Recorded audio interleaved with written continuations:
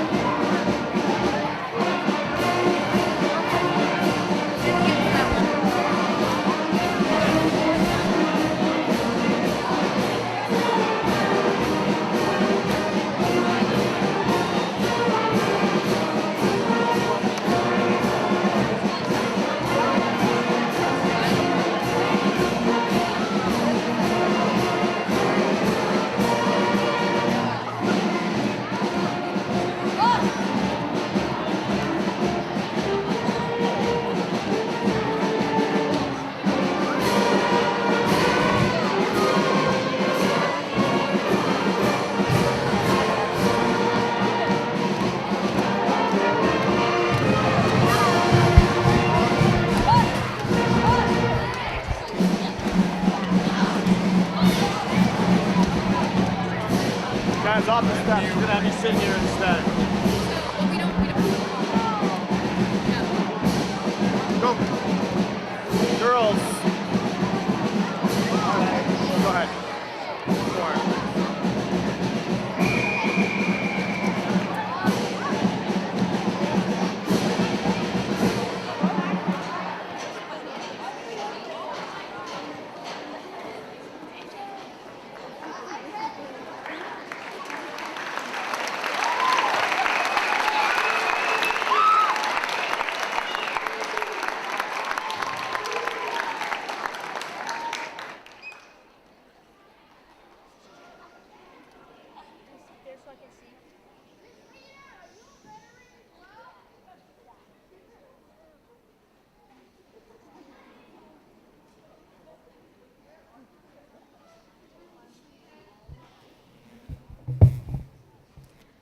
Good afternoon.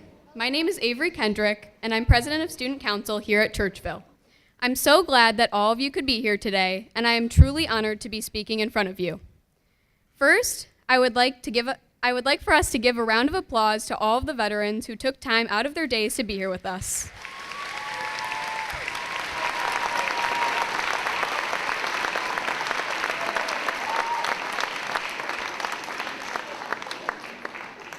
At a time when our lives seem to revolve around political opinions, it is easy to forget that freedom isn't free, and that the foundations of this country go far beyond a pamphlet, a TV commercial, or a politician. It is easy to take our rights for granted.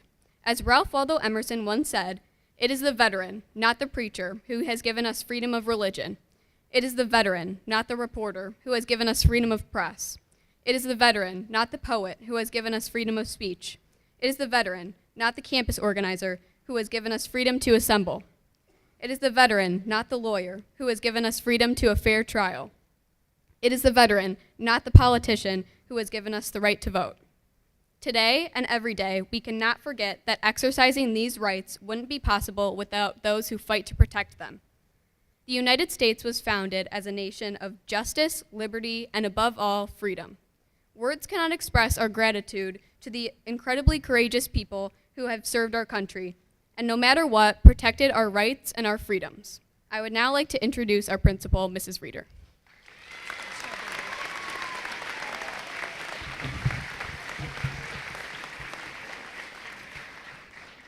Good afternoon. It is my privilege to welcome you to our 10th annual Veterans Day ceremony. To our honored guests, students, parents, and staff, thank you for attending. I am thrilled we are in school today because we have an opportunity and an obligation to teach our students the importance of honoring our veterans. We have a special program for you today, but before we begin, I would like to honor a special veteran for all of his hard work and dedication to creating this amazing event. Thank you, Mr. Ritchie.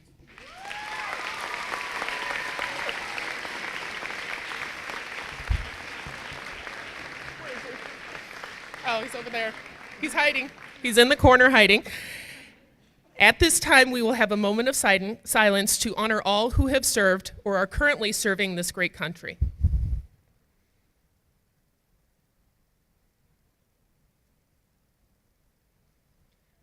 Thank you. Now I would like to introduce Boy Scout Troop 417 to present the colors.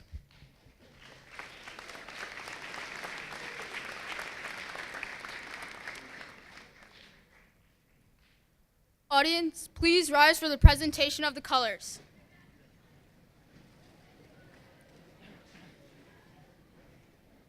Please remove all non-religious headgear. Audience, attention. Color guard, attention. Please place your right hand over your heart. Those in uniform, please salute. Color guard, forward march.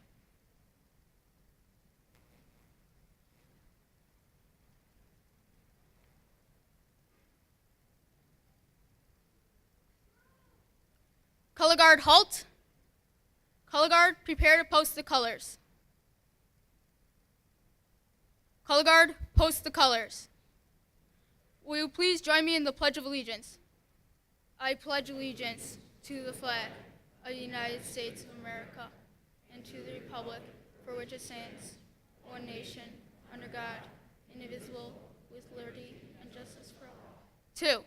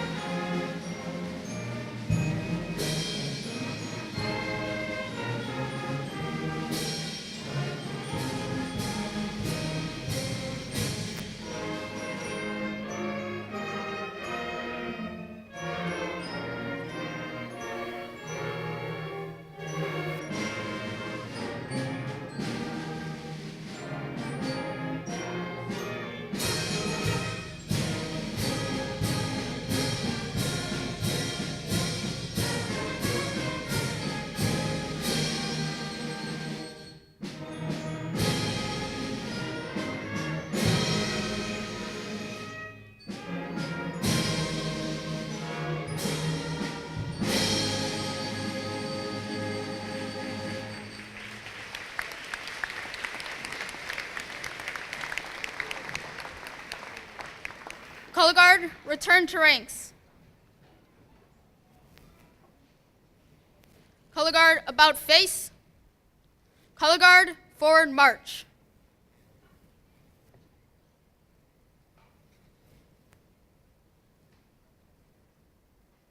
Color guard, halt. Color guard, dismiss. Audience, please be seated.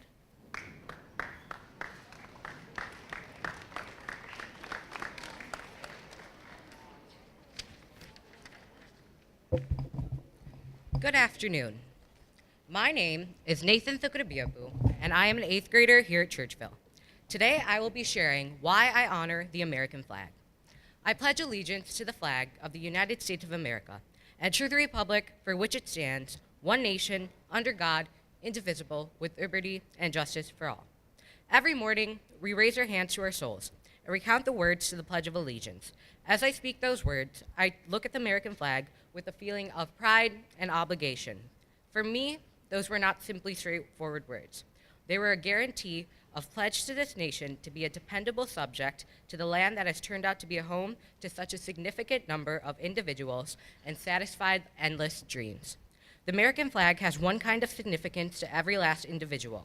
In the U.S., as well as all around the globe, the American flag symbolizes opportunity, pride, respect, and duty. The red, white, and blue speak to solidarity and equity and the chance to make your dreams reality. The flag, likewise, helps me to remember our military taking a chance with their lives and making day-by-day chances to anchor our opportunities and to guarantee the security of others. I truly appreciate their support of this extraordinary country. These people know firsthand that opportunity isn't free. They are set up to make definitive forfeit to secure our extraordinary country. Our opportunity is just acknowledged with their sacrifice, administration, and responsibility. As Americans praise the 4th of July, it is essential that we set aside opportunity to consider the emblematic stars and stripes and understand that inside and out, the American flag has turned into an image of expectation. I cherish the United States of America, and I'm filled up proudly each time I see our American flag. Thank you.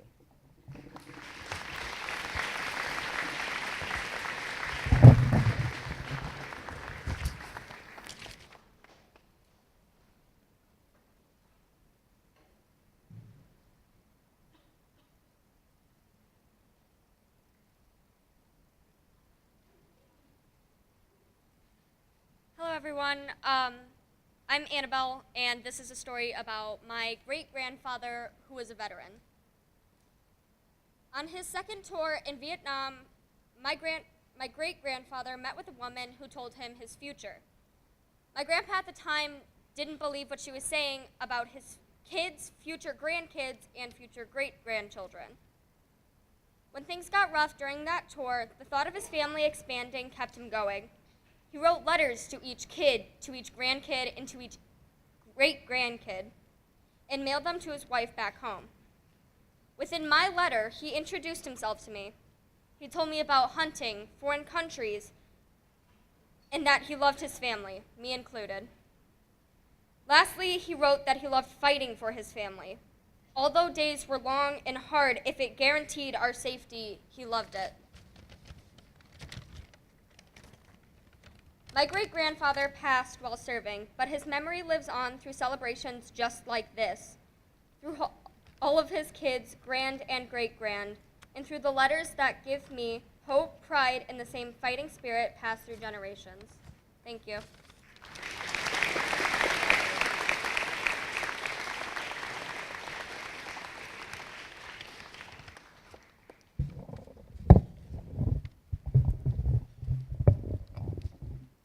Now, a history of Veterans Day. November 11th, 1918, the time 11 a.m. After more than 4 years of gruesome combat, the world summed 17 million human lives.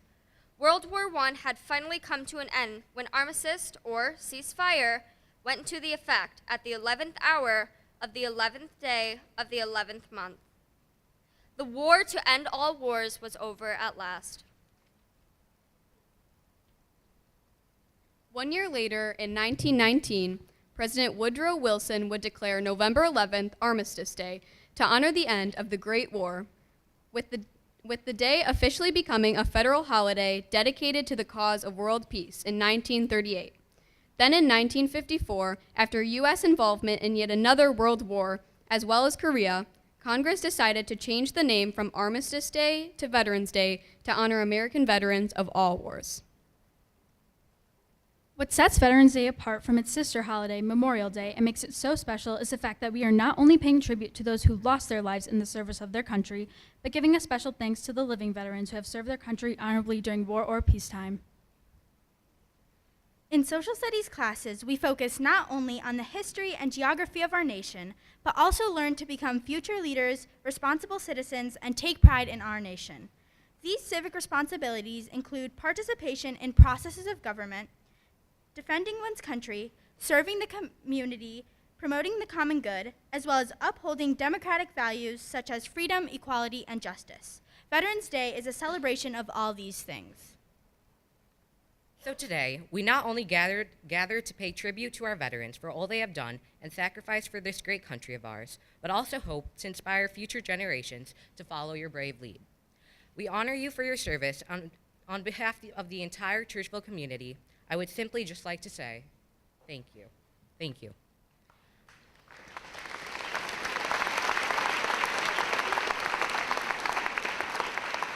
And now, Ms. Pagonis and the CMS Orchestra will perform the American Patrol.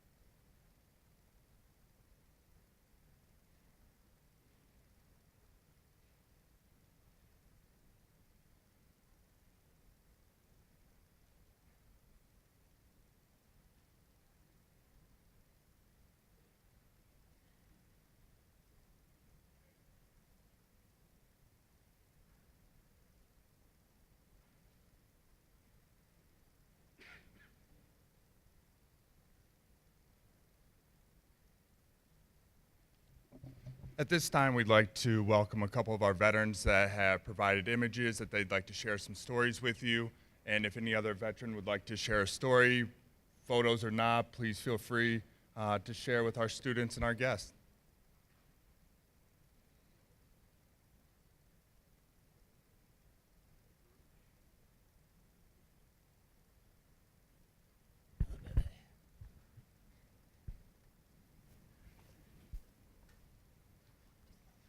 Thanks, Mr. Ritchie, for this chance to talk. I started off as Captain Cook. No, I started off as Cadet Cook, wasn't that? And then I became Captain Cook, and then I got out. So it was a lot nicer to be there as a captain, I'll tell you. My tale is about training. And the time that we were told we could, you see that picture right there of those airplanes? That's a T-38, and the T stands for trainer. There are 2 seats in it. You've probably seen pictures of the 2-seat training aircraft where the pilot sits in front and the cadet sits in the back, and I was the cadet.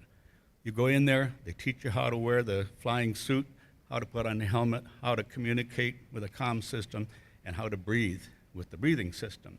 You climb a ladder, you get placed into the cockpit, the pilot goes in front, and they close the hatch, right? Sounds pretty good? I was really happy looking around my cockpit till I saw a little bit of smoke coming out, and we're going down. He says, "Cook, I want to talk to you, but we'll do that later. Right now, I got to go through my checklist, and we're going to take off. So don't speak to me till that little dial in front of you, called an altimeter, is at 1,000 feet. Got it?" I said, "Yes, sir." And I'm waiting as we taxi down the runway, and he's calling in and giving his coordinates and all the good stuff he's talking about, and the smoke is increasing.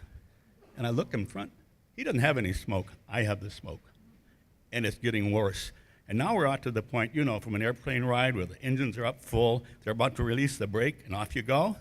I said, "Sir, Cook, I told you, don't speak to me till we get in the air. Sir, the airplane's on fire, we have to stop." He said, "Don't worry about it. Smoke is pouring out, we're taking off." And then a piece of ice hits my little helmet. What was that? He says, "Now, I'm sorry to worry you. I forgot to turn down the cooling system in the back." Oh. So that was a happy start to my journey in the Air Force. Thank you very much.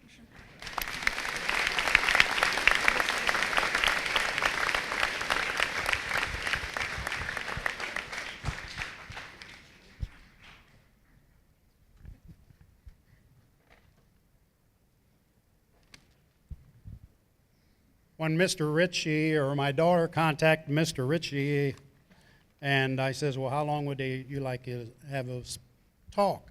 And I says, 3 to 5 minutes, and he says, "That sounded good." So I need somebody to time me here, because what I got wrote down here, you know, I don't want to go past my 5 minutes, because I've been in a crowd already where I wish a guy would sit down, you know.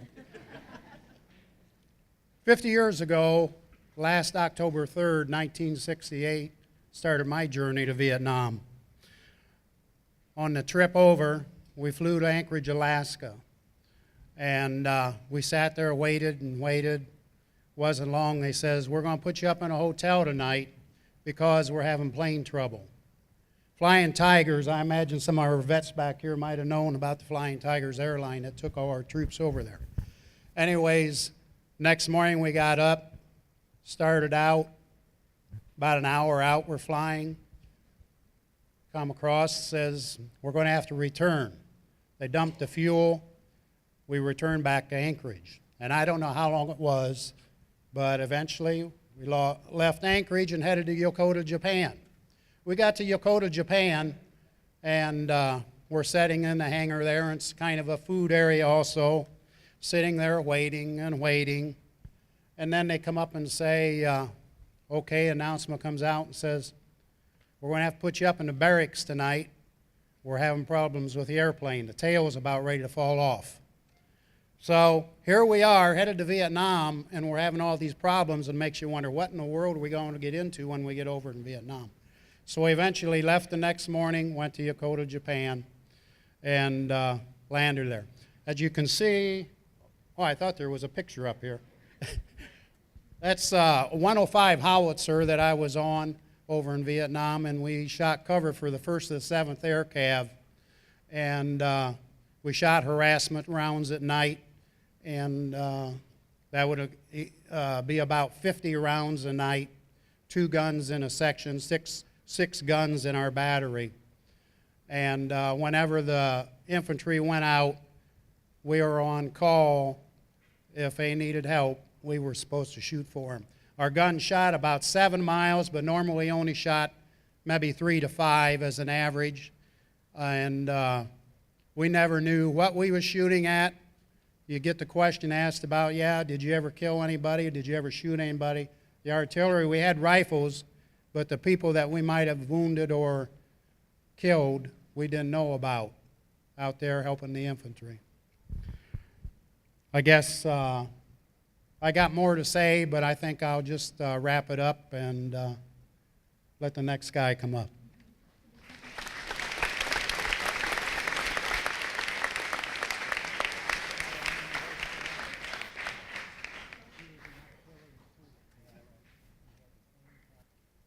I'm Ron Bocci. I spent 30 years in the military, 27 of that in the reserve components.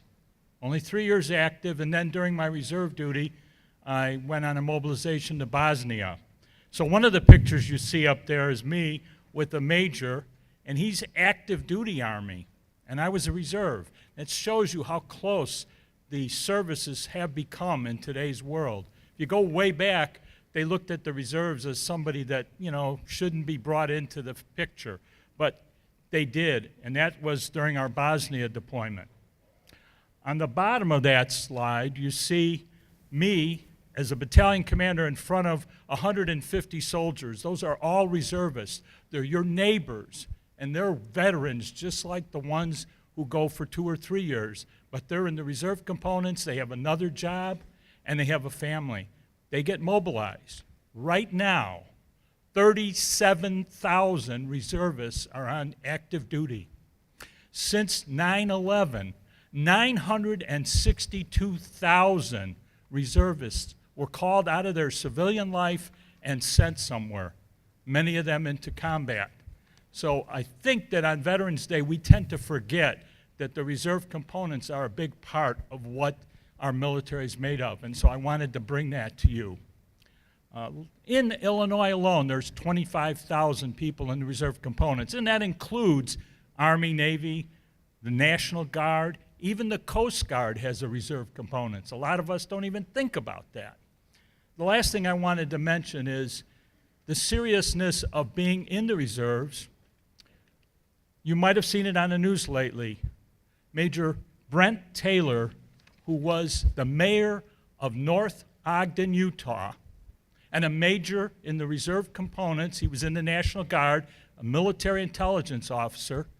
He was killed in Afghanistan.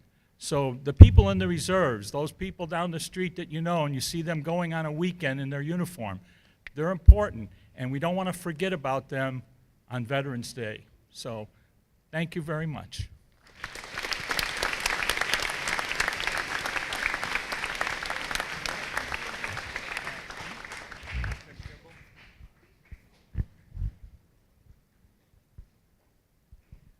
Hello, everybody. So I was in the infantry, and when I went in, I became a tank driver, and we basically drove this big tank here. We transported about 8 infantry troops right into battle, and then we would drop the ramp, and they'd run on out.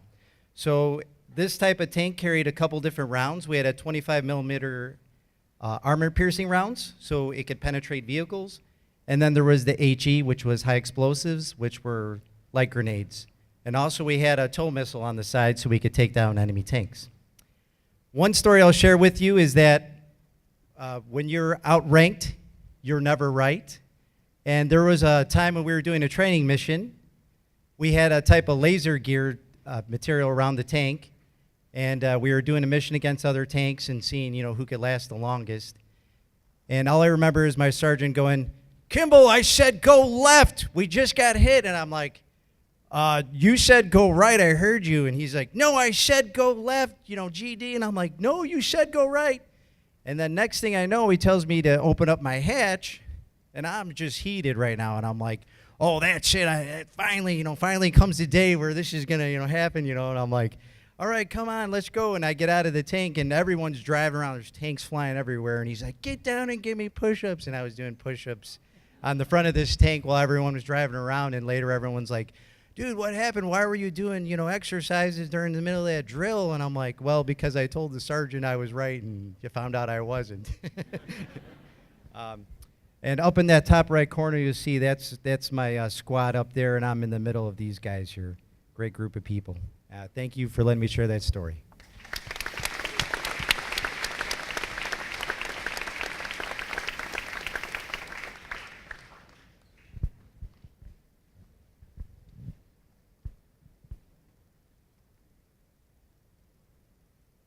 Hope I can get through this without fainting.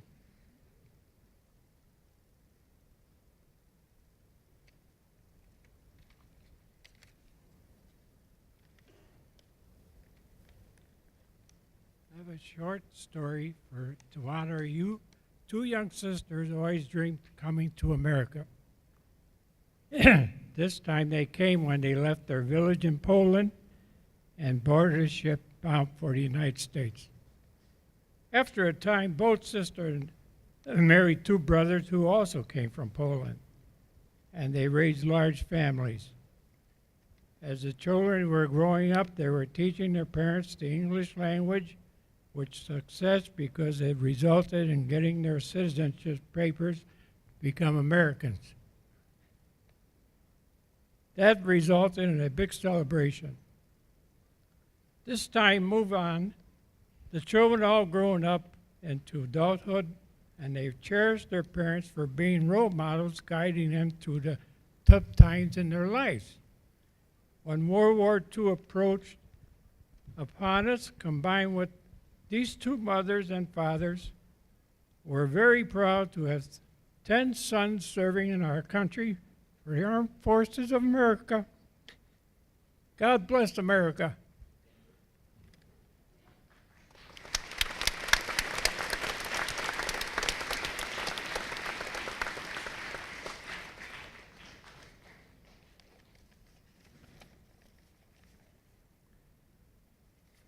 I am honored to be here along with all the veterans present here to thank this school for a grand patriotic celebration that you performed.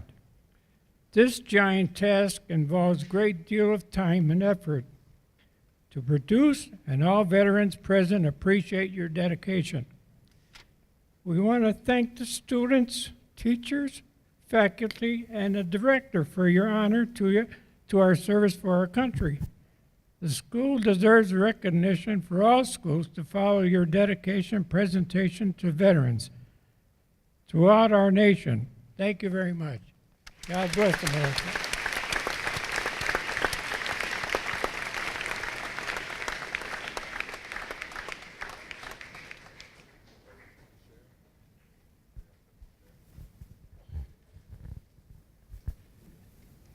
At this time, I'd like to bring up Paige Grieve for her reading of her essay on why I honor the American flag.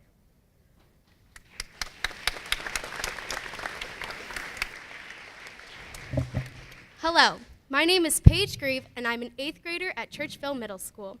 And this is what the flag means to me. The flag is something very special. It has a meaning that's overlooked. The flag, as most know, stands for freedom. For me, the flag stands for freedom. But I see past freedom and realize that freedom is not all the flag stands for. Something the flag stands for that weighs heavily on my heart are the people who fight for our freedom. My grandfather is a U.S. Army veteran. Hi, Grandpa. So I understand that freedom's not free. The flag stands for being united as a whole and working together to overcome the bad in the world. The flag helps us to remember to stand united as a whole. The flag helps me to remember that there is bad in the world, but by coming together, we can overcome anything. The American flag was made by Betsy Ross. After she made this flag, they took it to war and waved it high in the air to show that they were working as a whole to overcome the bad. This act reminds me that when we wave our flag high and mighty, we remember that we can overcome anything difficult in this world, and that we will overcome it together. This world does not have peace, but when I look at the American flag, I know that there is hope at the end of a dark path, that we will overcome together. Thank you.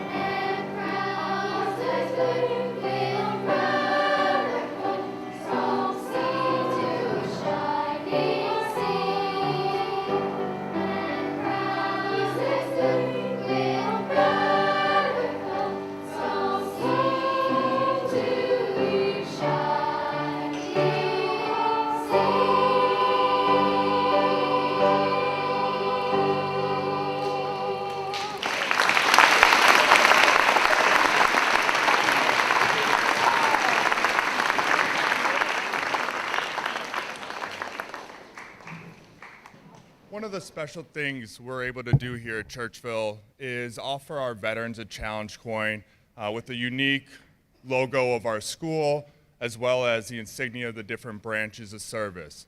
In the military, this is something that when you receive a challenge coin, you take great pride in receiving it because it is often due to a job well done.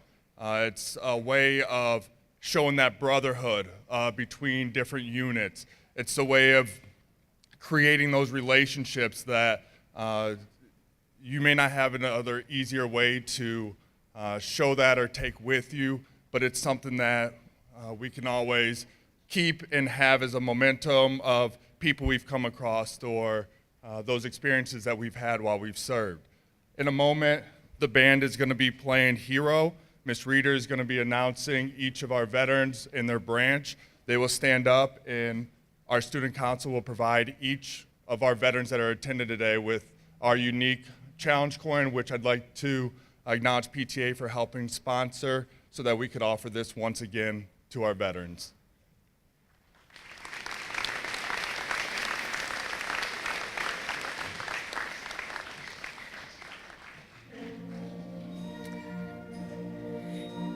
Andrew Hamill, Navy.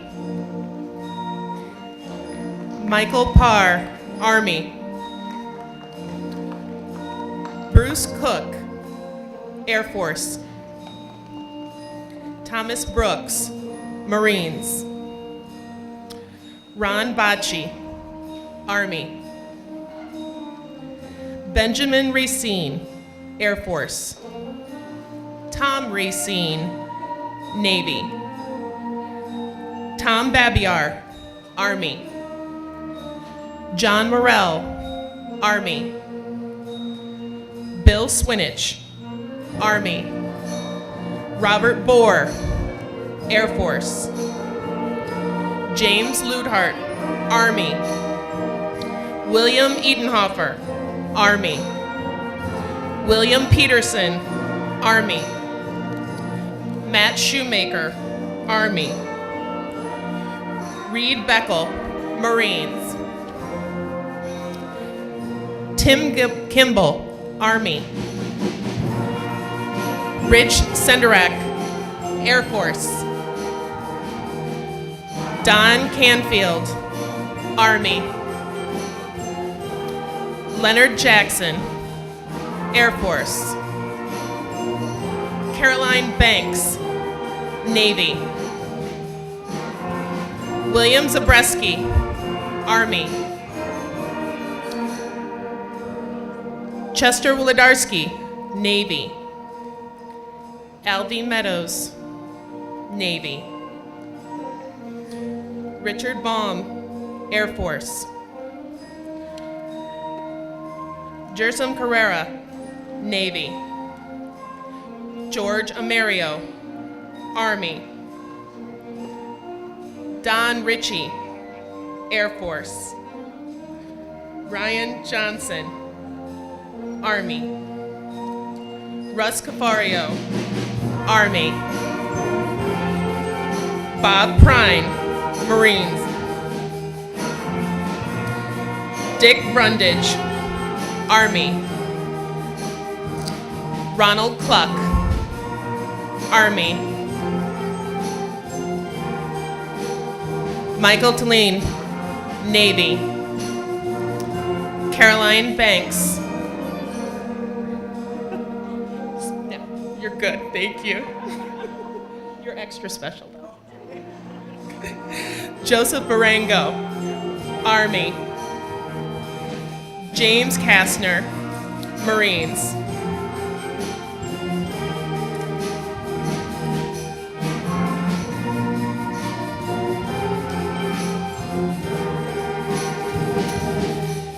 And we thank all of our 38 veterans here today.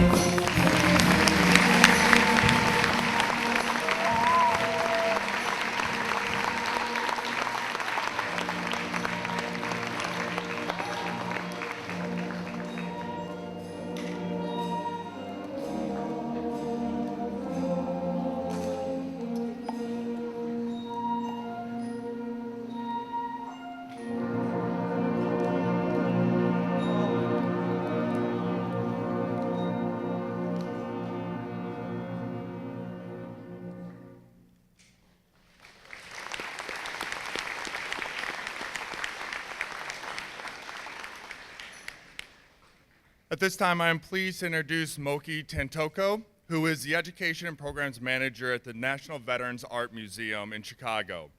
We are very lucky that we have formed a partnership with the museum that is going to allow 2 veteran artists to come into the school for an acceleration of visual culture and civic engagement with veteran artists.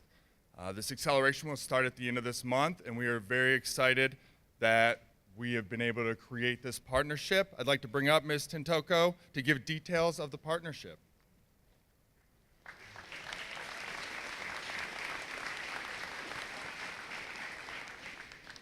Thank you again, Mr. Ritchie, for the wonderful introduction, and thank you everyone for being here today. I am completely moved by the ritual and procedure and the amount of people that are in this room today. So thank you for that invitation. Again, I am Moki Tantoko. I'm the Education Programs Manager at the National Veterans Art Museum, which is the only museum dedicated to the preservation, collection, and exhibition of veteran-made artwork.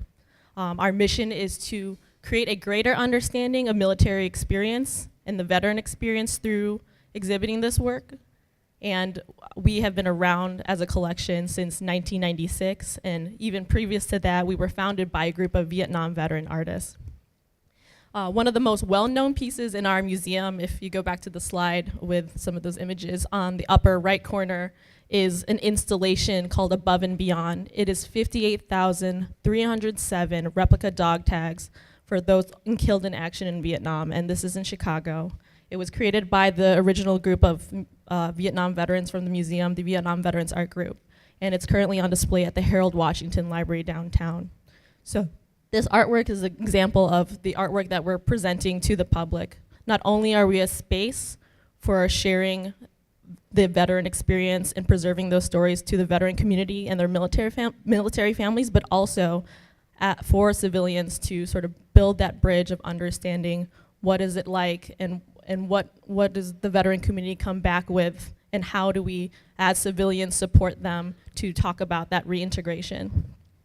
So I am very excited for this partnership. We had a grant from the Illinois Department of Veterans Affairs to partner with schools and veteran artists in the Chicago and Chicagoland area. So at the end of November, Joseph Lefthand, who is a U.S. Marine Corps veteran and studying at the School of the Art Institute of Chicago, and Don Radford, who is also an alumni of that school, U.S. Navy Corpsman, will be working with students at 6th, 7th, and 8th grade levels at Churchville for 4 weeks. So we're very excited for that.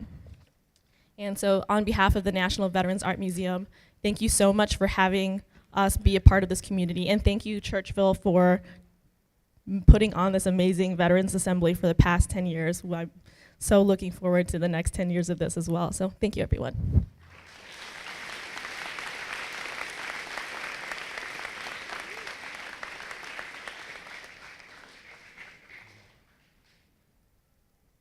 Continually trying to reach out to the community and find ways that we can offer more than just today, and show you how veterans impact our world in multitude of ways, what people do after their time in the service.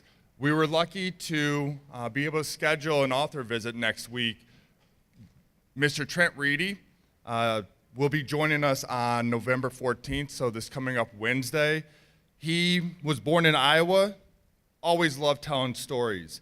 To help him pay for college, he joined the National Guard, serving 1 week in a month. As we heard earlier, the National Guard often is the one that's first to be called up. So he was activated, sent over to Afghanistan, where some of his earlier stories kind of started to be built from.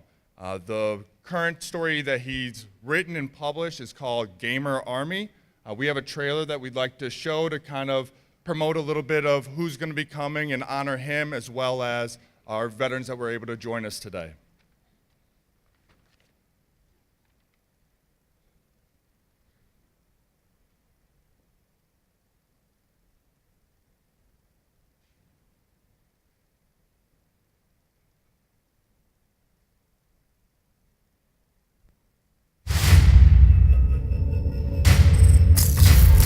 Welcome to Virtual City, an unlimited digital world where you can be anyone and do anything. Would you like to join an event at the Global Forum? Or check out the new Laser Viper tournament on Gamer Avenue? Listen up, my name is Rogan Weber. I joined this online gaming tournament for fun. I wanted to prove I was the best. But something's wrong with Laser Viper. These game battles are more than they appear. I think the danger might be real. This isn't just a game.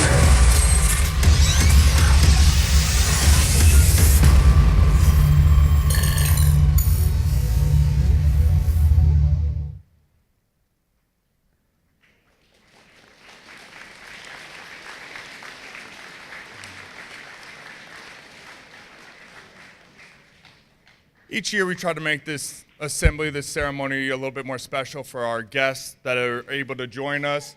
So one of the things that we were able to do this year was have lunch provided by Mission Barbecue. They donated lunch for all of our guests that were able to attend today. We'd like to thank them for that. And Great Clips in Villa Park donated a haircut. Whether we need it or not, we have a card for a free haircut from Great Clips. So we'd like to send a special thanks to those two organizations for joining in on our celebration and helping us honor these veterans.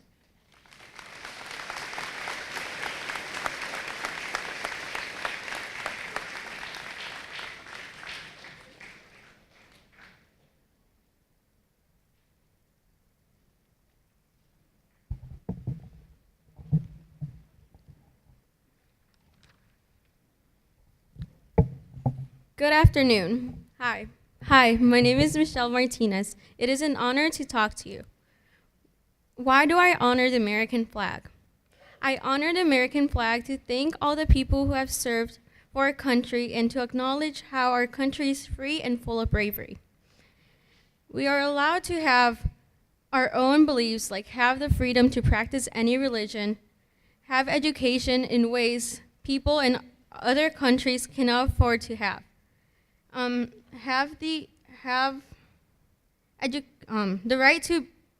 right of being able to love anyone you want, whether it is not illegal to love your own gender, or being forced to marry someone as many countries. The flag's colors all symbolizes something different. Red, hardiness and valor. Our country endures some difficult tasks together. With our country's strength, we can overcome anything together. Our country has such bravery. White, life and safety. Whenever there's something happening, no matter what it is, there is always light at the end. In this country, we can feel safe in which others cannot feel in other countries. Blue, vigilance, perseverance, and justice. We have a careful watch for possible danger. We do not give up in this country. We try and try again until we accomplish what we want. We fight for equality.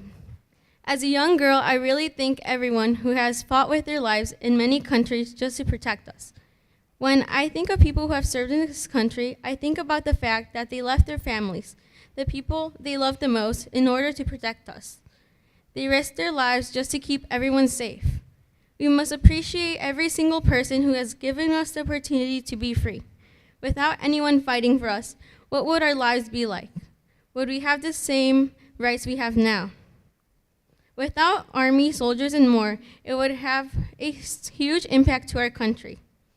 We would not be living the same way we are today. To all present and past U.S. servicemen and women, not all heroes wear capes. Thank you.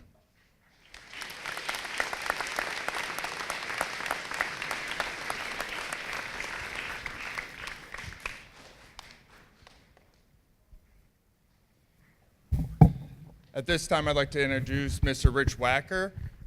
Mr. Wacker's been able to join us now for several years. He is from the organization Buglers Across America, who he will give you a little bit more of the background for that. But Mr. Wacker will give us a history of taps as well as the playing of taps. Thank you, Mr. Wacker, for being here with us again.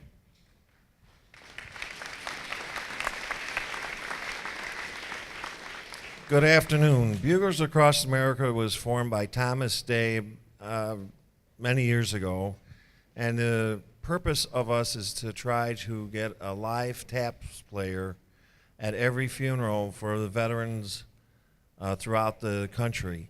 In the United States or in Illinois, we have about, when you send in a mission for us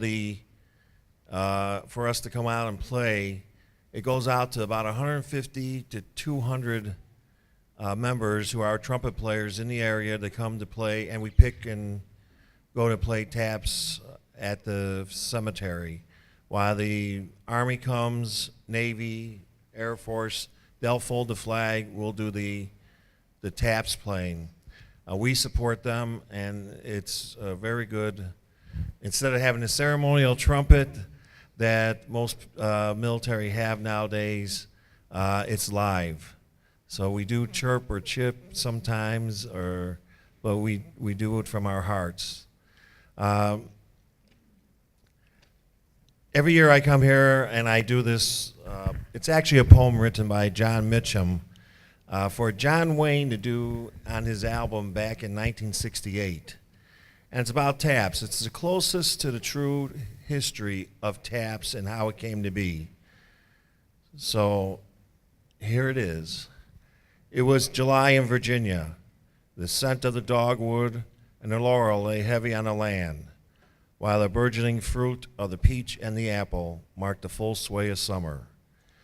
For 7 fateful days, the trees, the flowers, yes, the very ground itself, had shuddered under the roar of cannons, the bark of howitzers, and the crackling of legions of rifles. Now all was silent. The sledgehammer blows of Robert E. Lee and Stonewall Jackson had mauled the Army of the Potomac. And yet, that army was not destroyed. 7,000 men had fallen in that dreadful week, and the savagery of the conflict was grimly evident in a river of wounded that wound through the green hills. Now, a new soft sound drifted in the soft evening sky. For Colonel Dan Butterfield, a courageous and able soldier, was also a man of music. To honor his fallen comrades, he composed a simple and heart-wrenching melody. On July 2nd, in the year 1862, its strains floated over the graves that scarred that dark Virginia earth. It has been more than 150 years since that sound was born, but these notes, and I believe there's 28 notes, it's either 24 or 28 notes, have never died away. Every night of the year throughout the world, fighting men of America, from the north and the south, the east and the west, close their eyes in sleep to its call. And in each of their hearts there glows a fierce surge of pride.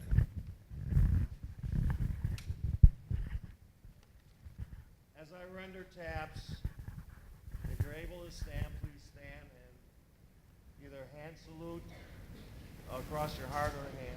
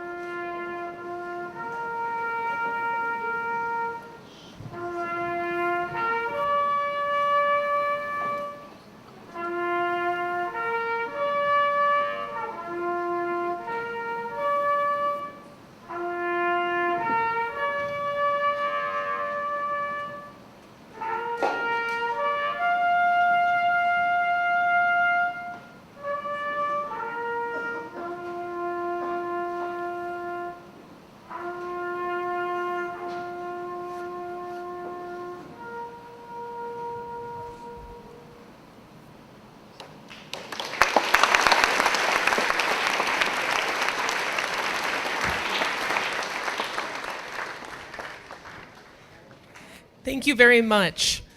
Before we have our Troop 417 come to retire the colors, we have one special name that was not on our list, and we forever apologize, and we would like special recognition right now for Bart Kalenda, Marine Corps.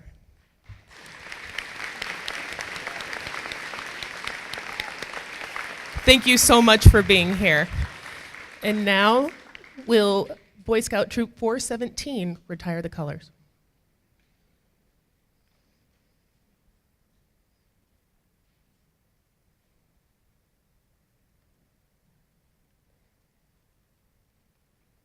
Please rise for the presentation of the colors. Please remove all non-religious headgear. Color guard attention.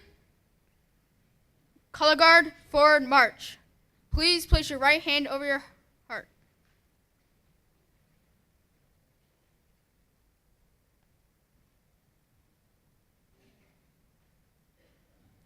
Color guard halt. Color guard prepare to retire the colors. Color guard retrieve the colors. Color guard return to ranks. Color guard about face. Color guard forward march.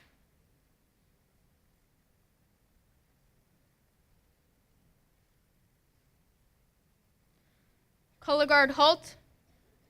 Color guard dismissed. Audience, please be seated.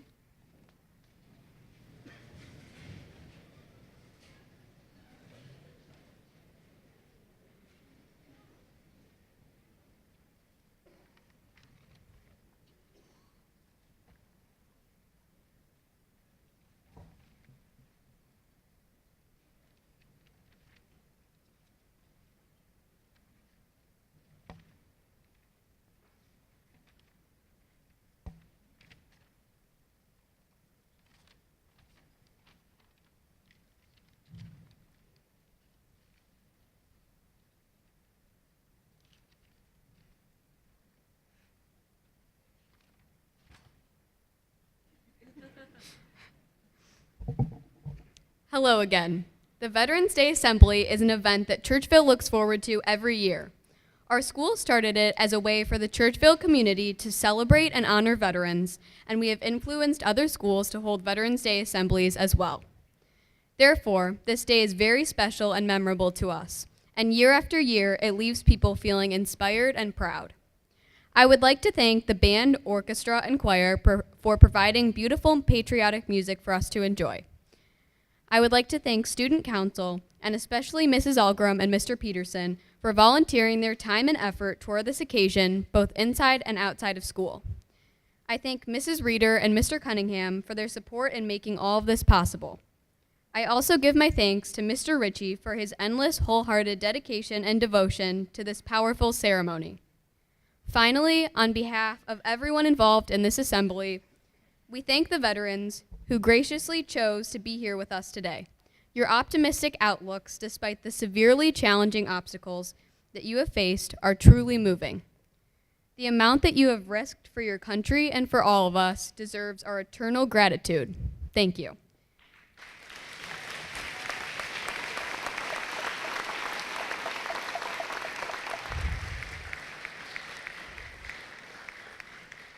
Our veterans can now be dismissed.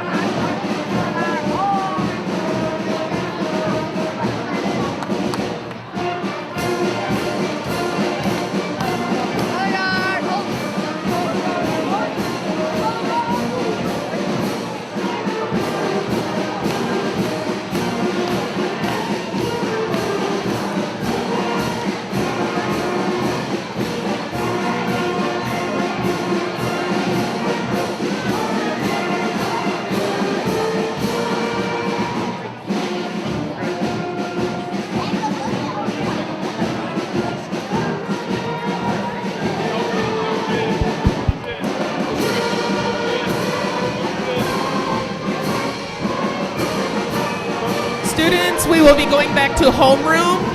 Students will go to homeroom, both exits.